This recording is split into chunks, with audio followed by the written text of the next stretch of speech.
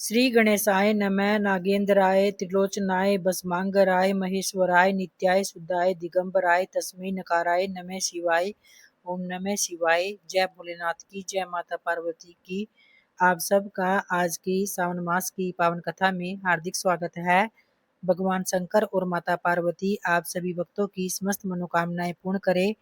तो भक्तों, आज है 16 अगस्त और दिन है रविवार का। तो आइए आज श्रावण मास महात्म्य में 18वें अध्याय को प्रारंभ करते हैं, जिसमें आज आशा दशमी व्रत के विधान का वर्णन किया गया है। तो सनत कुमार कहते हैं कि हे भगवान, हे पार्वतीनाथ, हे भक्तों पर अनुग्रह करने वाले, हे दया सागर, अब आप दशमी तिथि का महात्म्य भी सुनाइए। तो इस पर ईश्वर कहने लगे कि हे सनत कुमार, श्रावण मास में शुक्ल पक्ष की दशमी तिथि से यह व्रत आरंभ करना चाहिए। पुनः प्रत्येक महीने में फिर शुक्ल पक्ष की दशमी तिथि को यह व्रत करे और इस प्रकार 12 महीने में इस उत्तम व्रत को करने के बाद श्रावण मास में शुक्ल पक्ष की दशमी तिथि पर इसका उद्यापन करना चाहिए। राज्य की इच्छा रखने वाले राजपुत्र, उत्तम कृषि के लिए कृषक को, व्यवसाय के लिए वैश्या पुत्र, प्राप्ति के लिए गर्भिणी स्त्री, धर्म अर्थ काम की सिद्धि के लिए सामान्य जन, श्रेष्ठ वर की अभिलाषा रखने वाली कन्या, यज्ञ करने की कामना वाले ब्राह्मण, श्रेष्ठ आरोग्य के लिए रोगी और दीर्घकालिक पति के प्रदेश रहने पर उसके आने के लिए पत्नी, इन सब को तथा इसके अतिरिक्त अन्य लोगों को भी इस दशमी व्रत को करना चाहिए। तो जिस कारण जिसे कष्ट हो तब उसके निवारण हेतु उस मनुष्य को यह व्रत करना चाहिए। और श्रावण मास में शुक्ल पक्ष की दशमी के दिन स्नान करके देवता का विधिवत पूजन करके घर के आंगन में दसों दिशाओं में पुष्प वल्लभ चंदन से तथा जौ के आटे से अधिदेवता की शस्त्र वाहन युक्त स्त्री रूपा शक्तियों का अंकन करके नक्त वेला में दसों दिशाओं में उनकी पूजा करे। धृत मिश्रित नैवेद्य अर्पण करके उन्हें पृथक पृथक दीपक प्रदान करे। फिर उस समय जो फल उपलब्ध हो वह बीच डालना चाहिए। इसके बाद फिर अपने कार्य की सिद्धि के लिए इस प्रकार प्रार्थना करे कि हे दिग देवता, मेरी आशाएं पूर्ण हो और मेरे मनोरथ सिद्ध हो। तो इस प्रकार विधिवत पूजन करके ब्राह्मण को दक्षिणा भी देनी चाहिए। हे मुनि श्रेष्ठ, इसी क्रम से प्रत्येक महीने में दशमी तिथि का यह व्रत सदा करना चाहिए और 1 वर्ष तक करने के अनंतर उद्यापन भी कर दे। अब पूजन की विधि कही जाती है तो स्वर्ण अथवा चांदी अथवा आटे से ही दसों दिशाओं को बनवाए। उसके बाद फिर स्नान करके बलि भांति वस्त्राभूषण से अलंकृत होकर बंधु बांधवों के साथ भक्तिपूर्ण मन से दसों दिग देवताओं का पूजन करना चाहिए और घर के आंगन में क्रम से इन मंत्रों के द्वारा दिग देवताओं को स्थापित करे कि इस भवन के स्वामी और देवताओं तथा दानवों से नमस्कार किए जाने वाले इंद्र आपके ही समीप रहते हैं। आप इंद्री नामक दिग्देवता को नमस्कार है। हे आसे, अग्नि के साथ विवाह होने के कारण आप आग्नेयी कही जाती हैं। आप तेज स्वरूप तथा पराशक्ति है, अतः मुझे वर देने वाली हो। आपका ही आश्रय लेकर वे धर्मराज सभी लोगों को दंडित करते हैं, इसलिए आप शमिनी नाम वाली हैं। हे यामे, आप मेरे लिए उत्तम मनोरथ पूर्ण करने वाली हो। हाथ में खड्ग धारण किए हुए मृत्यु देवता आपका ही आश्रय ग्रहण करते हैं, अतः आप निरसरीति रूपा हैं। आप मेरी आशा को पूर्ण कीजिए। हे वरुणी, समस्त भुवनों के दार तथा जल जीवों के स्वामी वरुणदेव आप में निवास करते हैं, अतः मेरे कार्य तथा धर्म को पूर्ण करने के लिए आप सदा तत्पर हो और आप जगत के आदि स्वरूप वायुदेव के साथ अधिष्ठित है, इसलिए आप वायवय है। हे वायवे, आप मेरे घर में नित्य शांति प्रदान करें। आप धन के स्वामी कुबेर के साथ अधिष्ठित हैं, अतः आप इस लोक में उत्तरा नाम से विख्यात हैं। हमें शीघ्र ही मनोरथ प्रदान करके आप निरुत्तर हो। हे ऐसायनी, आप जगत के स्वामी शंभु के साथ सुशोभित होती हो। हे सुबे, हे देवी, मेरी अभिलाषाओं को पूर्ण कीजिए। आपको नमस्कार है, नमस्कार है। आप समस्त लोगों के ऊपर अधिष्ठित है, सदा कल्याण करने वाली है और सनक आदि मुनियों से गिरी रहती है। आप सदा मेरी रक्षा करे।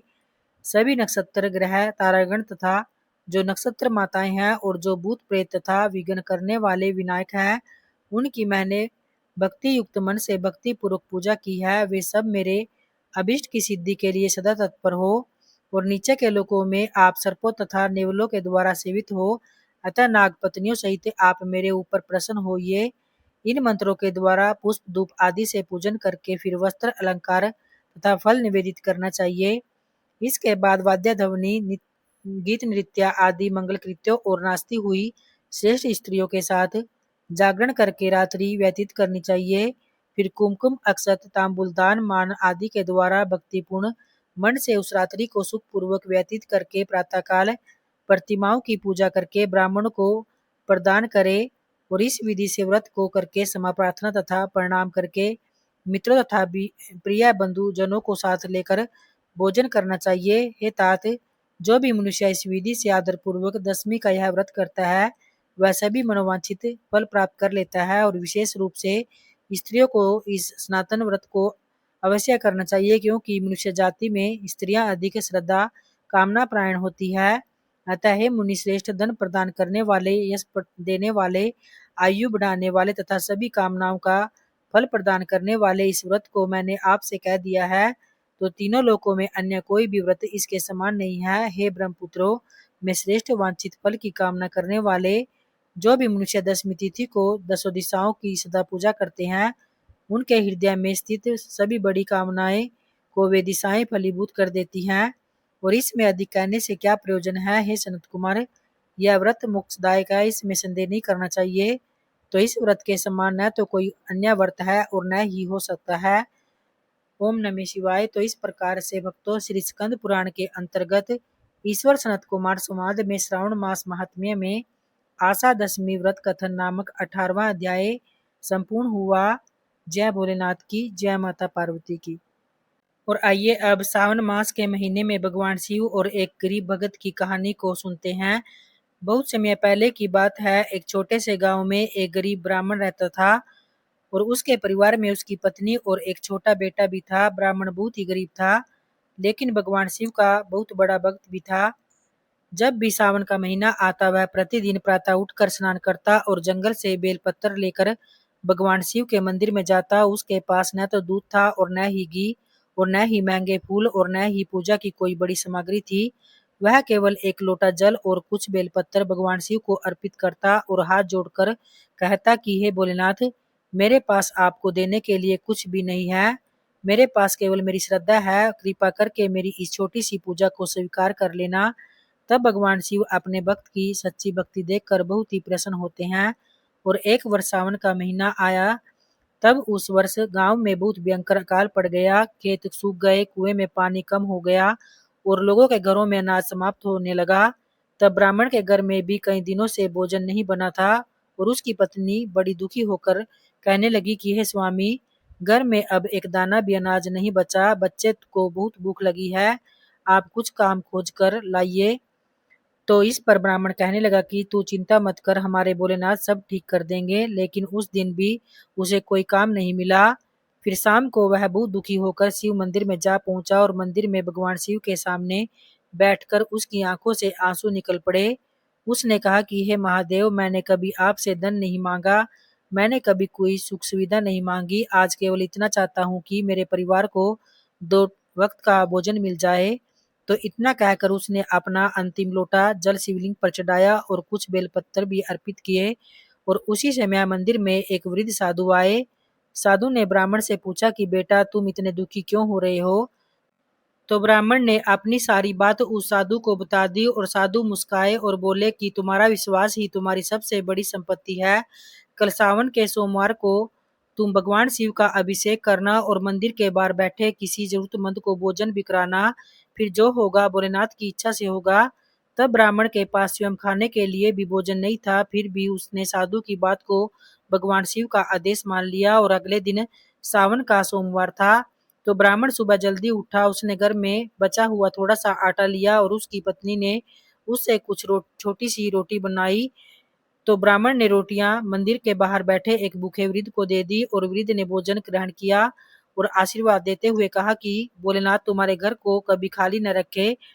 तो इस पर ब्राह्मण मंदिर के अंदर गया और शिवलिंग पर जल चढ़ाने लगा। जैसे ही उसने बेलपत्र चढ़ाया, मंदिर के अंदर एक अद्भुत प्रकाश फैल गया।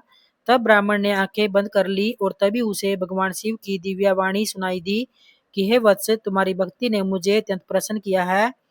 तो जो भक्त कठिन समय में भी विश्वास नहीं छोड़ता, मैं उसका हमेशा साथ देता हूँ। तब ब्राह्मण ने हाथ जोड़कर कहा कि हे प्रभु, मुझे धन नहीं चाहिए, बस मेरे परिवार को भोजन मिलता रहे और मेरी भक्ति आपके चरणों में बनी रहे। तो भगवान शिव प्रसन्न हुए और बोले कि तथास्तु। जब ब्राह्मण घर वापस पहुंचा तो उसने देखा कि उसके घर के बाहर अनाज की कई बोरियां रखी थी और उसने आश्चर्य से गांव वालों से पूछा कि यह किसने भेजी है। तभी गांव का एक व्यापारी वहां आया और बोला, मैंने भेजी है। कल रात मुझे स्वप्न में भगवान शिव के दर्शन हुए थे। उन्होंने कहा कि गांव के उस गरीब ब्राह्मण के घर अनाज पहुंचाओ, क्योंकि उसने कठिन समय में भी अपनी भक्ति नहीं छोड़ी। तो ब्राह्मण की आंखों से आंसू बहने लगे और वह हाथ जोड़कर बोला कि हर हर महादेव। तो उस दिन से ब्राह्मण पहले से भी अधिक श्रद्धा से भगवान शिव की पूजा करने लगा और धीरे धीरे गांव में वर्षा भी होने लगी, खेत हरे भरे हो गए और अकाल भी समाप्त हो गया। और तब गांव वालों ने समझ लिया कि भगवान शिव को महंगी पूजा सामग्री नहीं चाहिए, उन्हें तो केवल सच्ची श्रद्धा, भक्ति, साफ मन और दूसरों के प्रति दया प्रिय है। तो भक्तों, इस कथा से हमें यही शिक्षा मिलती है कि सावन के महीने में भगवान शिव की पूजा करते समय यह याद हमेशा रखना चाहिए कि भोलेनाथ भक्त की वस्तु नहीं, उसकी भावना को देखते हैं।